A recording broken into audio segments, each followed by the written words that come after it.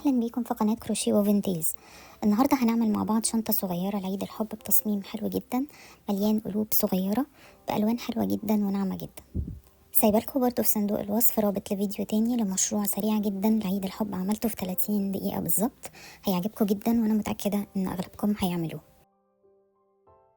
يلا نبدأ الفيديو بتاعنا النهاردة بالخامات. أنا استخدمت 3 بكرات خيط، كل واحدة فيهم وزنها تقريبا 50 جرام. الخيط متوسط السمك والتكوين بتاعه 50% قطن و50% فيسكوز. استخدمت مع الخيط ده إبرة 3 مليمتر، واحتجت مزورة وإبرة تنظيف وفريم معدن بتاع الكلاتش أو البوك أو الشنط الصغيرة. برضو احتجت قماش للبطانة ومقص وخيط وإبرة بنفس لون البطانة.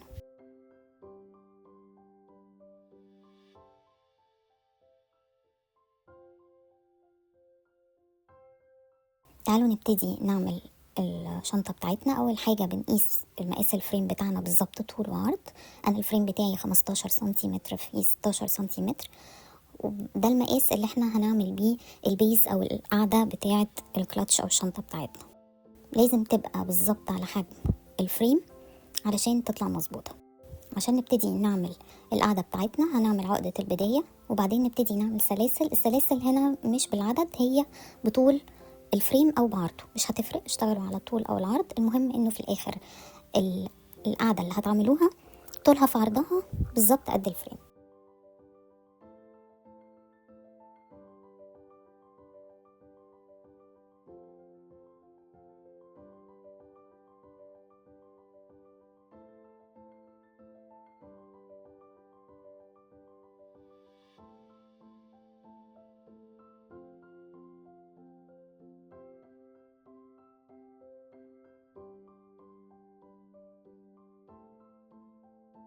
بعد ما بنعمل السلاسل بتاعتنا هنزود سلسلتين ونبتدي نعمل عمود بلفة في السلسلة التالتة، وبعدين هنعمل غرزة عمود بلفة في كل سلسلة لحد الآخر. ده كده السطر الأولاني بتاعنا. قبل ما نبتدي السطر اللي بعده لازم نعد الغرز بتاعتنا، وبعدين هنبتدي نحسب المجموعات اللي احنا هنعملها في السطر التاني قد ايه. السطر التاني هو اللي احنا هنعمل فيه القلوب بتاعتنا.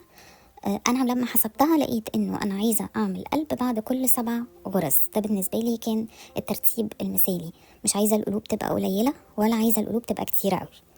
فحسبتها ولقيت انه انا محتاجة اعمل بعد كل 7 غرز هعمل غرزة على شكل قلب، فبالتالي محتاجة مجموعات من 10 غرز. 7 غرز هيبقوا عمود بلفة و3 هعمل فيهم القلب. هبدأ السطر التاني هعمل الغرزة الزيادة عمود بلفة، وبعدين هعمل 7 عمود بلفة اللي هم بتوع المجموعة الأولى. في آخر الغرزة ال7 مش هقفلها باللون بتاعها، هدخل اللون التاني اللي هو اللون الروز، أنا مستخدماه مع درجة من درجات البني الفاتح. هبتدي أقفل الغرزة الأخيرة باللون الروز، وبعدين هفوت غرزة، والغرزة اللي بعدها هعمل فيها غرزة بف من 3 لفات وراها سلسلة، وبف تانية من 3 لفات. ده بيكون لي شكل القلب. وانا شغالة دايما بأي خيط، الخيط التاني ببقى ماسكاه في ظهر الشغل وبشتغل فوقيه. هنكمل مشروعنا كله بنفس الطريقة، شغالين بالخيطين مع بعض وبنبدل ما بينهم. هقفل غرزة البف التانية باللون البني الفاتح، وبعدين هفوت غرزة، وفي الغرزة اللي بعدها هبتدي أعد ال7 عمود بلفة بتوعي ورا بعض. إذا القاعدة اللي أنا بشتغل بيها هنا إن أنا دايما لو هغير اللون بعد الغرزة دي يبقى آخر غرزة هقفلها باللون الجديد وأكمل شغل لحد ما يجي المكان اللي هغير فيه اللون، برضو هقفل بالغرزة باللون الجديد وابدأ أعمل بيه بقية الغرز. السطر ده دايما ماشي 7 غرز عمود بلفة باللون الأساسي، وبعدين غرزة القلب باللون التاني. العدد بتاع الغرز بتاعتنا احنا مش متحكمين فيه لأنه بمقاس الفريم، فممكن يطلع أكتر أو أقل. هناخد المجموعات العشرات والزيادة هنوزعهم ما بين البداية والنهاية، نصهم في البداية ونصهم في نهاية الشغل. أنا طلع عندي زيادة سلسلتين بس، يعني غرزتين، فبعمل دايما واحدة في أول السطر وواحدة في آخر السطر. انتوا هتعدوا الغرز بتاعتكم تشوفوا زيادة قد ايه وتقسموهم في أول السطر النص وفي آخر السطر النص التاني.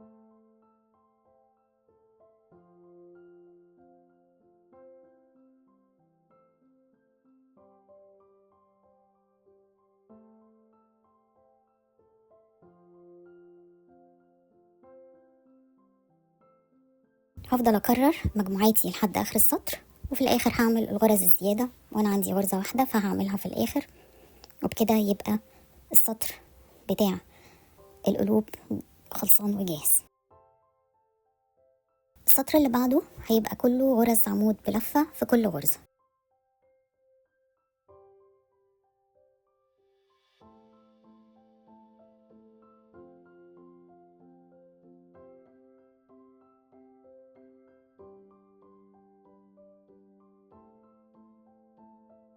لما اوصل عند الغرز اللي فيها القلب مش هعمل العمود بلفة تحت الغرزة اللي فوق الباف كده، لا انا هعملها في اول الباف من فوق عند قفلة الباف.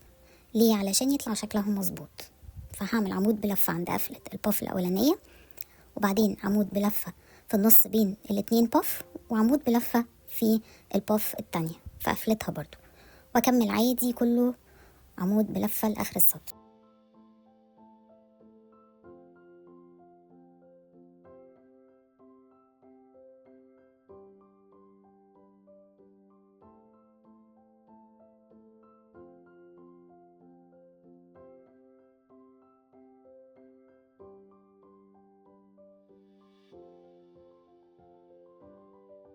نخلي بالنا كويس جدا انه التصميم ده ليه وش وظهر. دايما بشتغل الغرز اللي فيها القلوب على الوش، وبشتغل الغرز العمود بلفة على الظهر. نركز في الموضوع ده لانه شكل التصميم من الوش مختلف عن الظهر، فلازم نخلي بالنا احنا بنشتغل على انهي جنب مع كل سطر.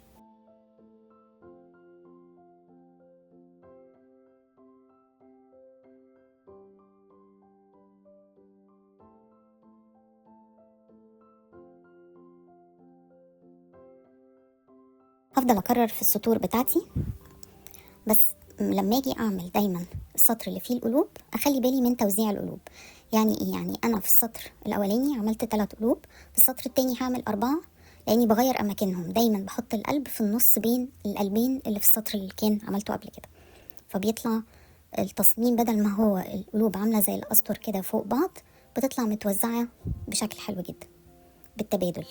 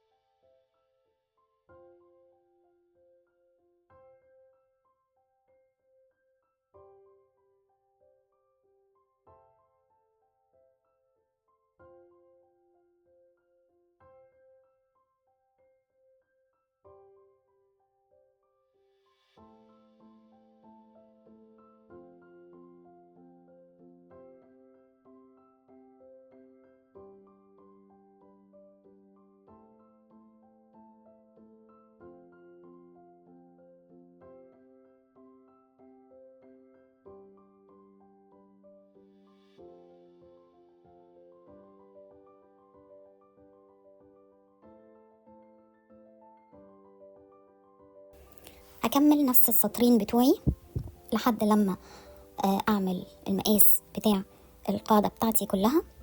واول لما اوصل للمقاس بتاعي هبتدي اشتغل في الجوانب بتاعة جسم الكلاتش. اول سطر هو سطر عمود بلفة في كل الغرز حوالين الاربع جوانب بتاعة القاعدة، مفيش اي تزايد في السطر ده، هنعمل عمود بلفة حوالين القاعدة كلها.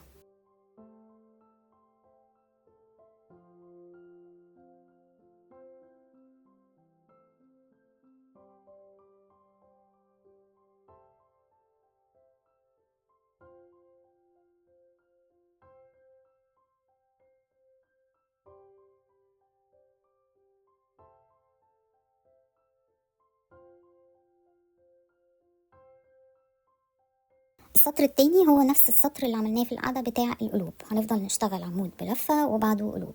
هنعد الغرز مرة تانية عشان زاد عندنا جنبين، فهنبتدي نعد ونوزع بنفس الشكل، وهنمشي التوزيع مع توزيع اللي احنا عملناه في القاعدة.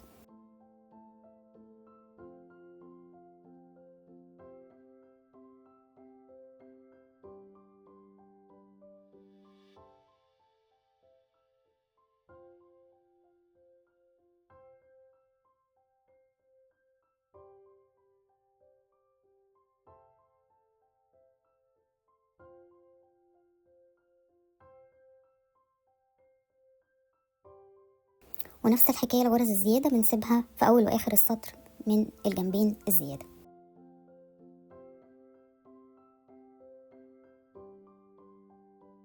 ما ننساش ان احنا بنشتغل بالخيطين مع بعض في كل الأسطر، في القاعدة وفي الجوانب وفي المشروع كله. لو سيبنا أي خيط منهم هنضطر نوصل الخيط من تاني ومش هيبقى الشغل مظبوط. وخلوا بالكم برضو وانتوا بتشتغلوا في الجوانب انه القلوب بتشتغل على الوش، وغرز العمود بلفة، سطر الغرز العمود بلفة بنشتغلوا على الظهر.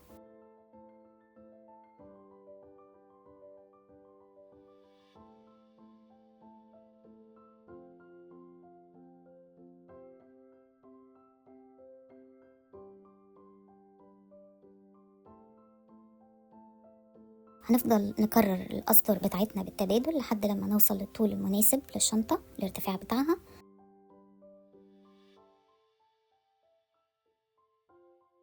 أنا عملت 7 أسطر من كل سطر، يعني 7 سطر من القلوب و7 من الأسطر بتاعة العمود بلفة، وعملت سطر زيادة عمود بلفة في الآخر قفلت بيه علشان يبقى شكله أحسن لما نركب الفريم.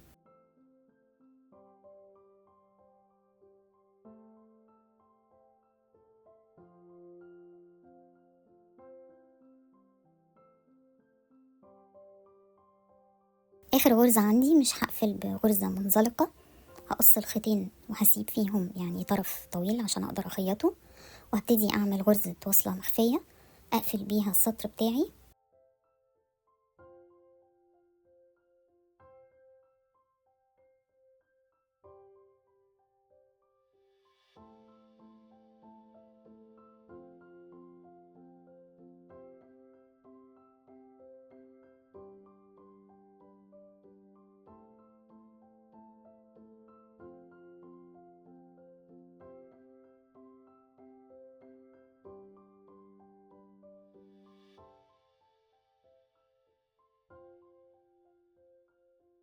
باستخدام ابرة التنظيف بدخل الابرة من تحت تاني غرزة في الطرف اللي هوصله، وهرجعها تاني جوه نفس الغرزة اللي طالع منها الخيط، وبعدين ابتدي اخيط الزيادة في ظهر الشغل.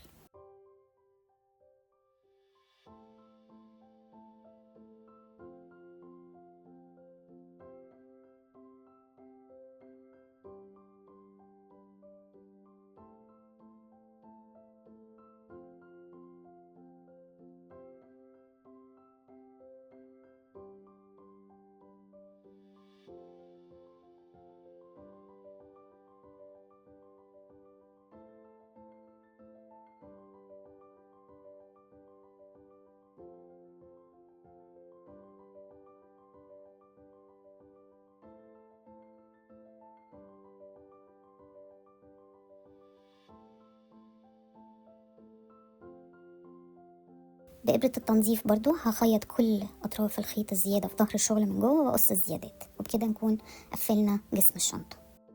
دلوقتي هنبتدي نركب البطانة بتاعة الشنطة. طبعا البطانة بناخد مقاسات القاعدة وبناخد الارتفاع والدوران بتاعها، وبنبتدي نقص على المقاس بالظبط ونخيطها في بعض، وبعدين بنخلي الظهر لازق في ظهر الشغل والوش من بره هو اللي باين من جوه الشنطة، وهبتدي أتني الأطراف لجوه بتاعتها من فوق وأثبت بيه. أنا عندي المشابك بتاعة الخياطة، ممكن تستخدموا الدبابيس وبس تثبتوا البطانة في الشنطة، وهنبتدي نخيطها. أنا خيطتها بإيدي، لو حد بيقدر يخيط بيعرف يخيط بالمكنة ممكن يستخدم المكنة، أكيد هتكون أسهل كتير. استخدمت خيط نفس لون البطانة بالظبط، وبدأت أخيط غرز صغيرة جدا على الطرف البطانة من فوق خالص، وبمشي الخيط على الجزء الداخلي بس من الكروشيه، يعني ما بخرجش الإبرة للطرف الخارجي في الكروشيه جنب اللي بره خالص عشان طبعا الغرز ما تبانش، بس بثبت البطانة في الجزء الداخلي من الغرز. هنكمل بنفس الطريقة لحد ما نخيط البطانة كلها في الشنطة، كده نكون جاهزين عشان نركب الفريم.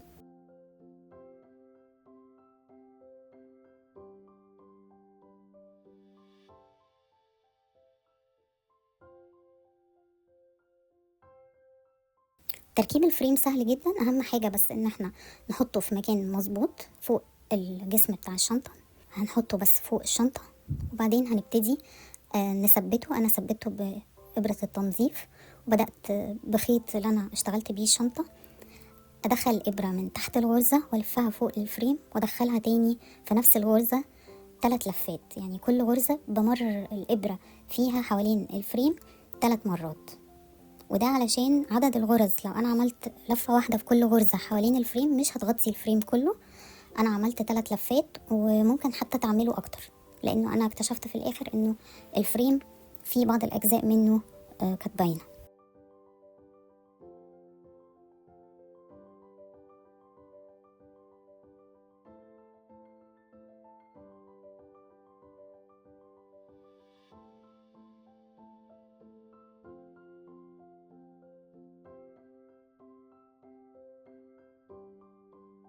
طبعا الخيط اللي احنا هنستخدمه لازم يبقى طويل جدا علشان تتأكدوا انه هيغطي الفريم من غير ما تضطروا توصلوه.